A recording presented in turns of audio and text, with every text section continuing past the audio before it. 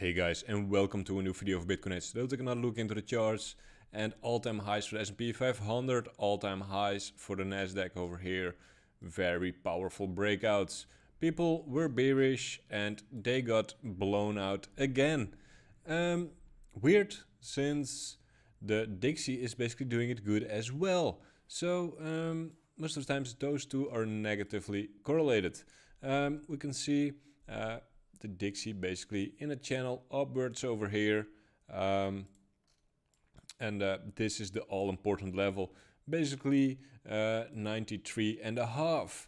I mean, for now, the thing is, it is very bad. Bitcoin is doing so bad compared to the S&P 500 and the Nasdaq.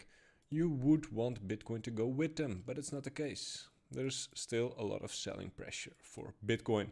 And of course, still new Bitcoins are being mined. So people need to keep buying, every day just to keep the price the same. Because there is a little bit of inflation. New coins coming into the market. Anyway, we are right here, just in front of the weekend. And the weekend is always a little bit of a difficult place. Why is that? Well, Saturdays are the lowest volumes right now. We are breaking out a little bit to the downside out of this trend line, about finding support, and over here is a lot of support, basically 31,700. We can see it in the VPVR over here. So all is still good. Big support is at, let's say, this level, these lows over here, these highs over there. So that's basically 31k together with this level, I would say. This low over there, and that's around 3,500. Other than that, this breakout over here is very good. There are a lot of stops for shorts all the way up here. And I mean, if we get over here, this will go very quick. Like I said, Saturdays, low volume, and most of the times we have a big move on Saturday, Sunday, and on Monday we were at the same price as Friday. That is something I've seen a lot lately. I'm kind of neutral leaning over here, not really seeing right here. I will try to buy a dip over here with some leverage. Right now I am kind of flat, not really know what to expect over here. Need to look at a reaction somewhere. For now, it's not something for me to be over left long, which I sometimes tend to do. You can see it over here. This is good support over there. Not looking too bad, not looking like a good opportunity either. Not overly bullish. The Ethereum USD resistance over here from this trend line, exact same chart as we talked about yesterday. Doing a little retest as well, probably finding support somewhere. These highs over here are big support, these ones over here, and after that this one. But it really shouldn't go this low. If it goes over here, it's all over for Ethereum. That means a triple bottom, 1, 2, 3, and triple bottoms do not exist. Or quadruple, like bottoms, whatever. Ethereum BTC still tightening, higher lows, lower highs. You buy support, sell resistance, and this could be a place where you sell. Link basically, how do you call this? A little bit of a falling wedge, I would say. Something like this. With volume still dropping, so no breakouts yet. If we draw a pattern, we always look for volume as a confirmation.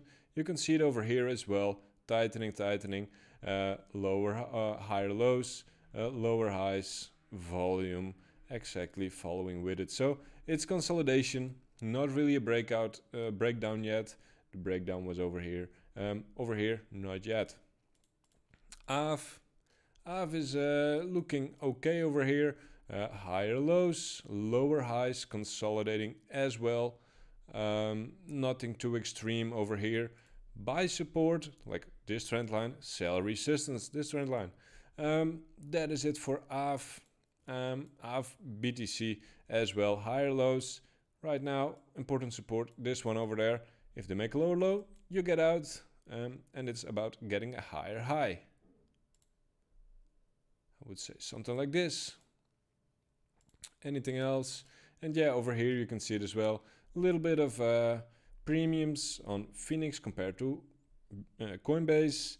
A little bit discounts on the derivatives of Bybit and BitMEX. But you want to see it a little bit more. You do not want to see premiums on derivatives. For now, I'm a little bit neutral-sided. Could be boring, and you know, fireworks could be tomorrow. Saturday, like I said, low volume. If you want to manipulate the market, which you know we cannot deny, it sometimes does happen. It probably always is on a Saturday. Like I said, it's not good. Bitcoin is not following with the S&P 500 and the Nasdaq top 100 either. That is something that is a little bit worrying. The pump from sub 30k over here to where we are right now, 32, had to do quite a bit, you know, with the Bitcoin World Conference. And I mean, I'm not too bearish, I'm not too bullish. I get bullish when I see huge negative fundings. Right now, like we can see over here, they're basically neutral. Nothing really, you know, it's not an easy trade right now. It's kind of, fair, I would say. And that already is about it. Not really, it's really kind of boring. If you go here again, you know, if you go sub 30k, I'm bearish. We're still looking good, you know, a higher time frame. For a scalp, I mean, I would say upside with stops at either this level, 31k, or 3400. And if they go over here, yeah, it's over. For now, I mean, this could be a little bit of a buying opportunity, but stops, like I said, below here, or over here. Targets, let's take a look at targets. This place, not a good RR, risk reward. This place, or of course 40k. For now, there's not that much juice in it. Saturdays are a little bit scary, I would say. Of course, you know, the biggest breakups happen when people do not expect it. But the thing is, you want to counter trade it, you know. If everybody's bearish, you want a long. If everybody's bullish, you want a short. That is basically how that goes. And a good way to look at it is basically the neobutane funding and premium indicator. Definitely my favorite. You know, over here you could see fundings went very high. And over here, you know, on a dump, when you see them go extremely low, that is when you want to buy.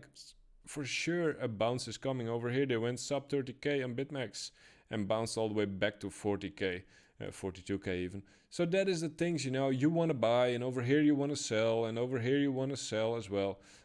So that is what basically is my main indicator. And look at this one. This was March 2020. A lot of people do have PTSD from it, you know. So an interview is coming up this weekend again.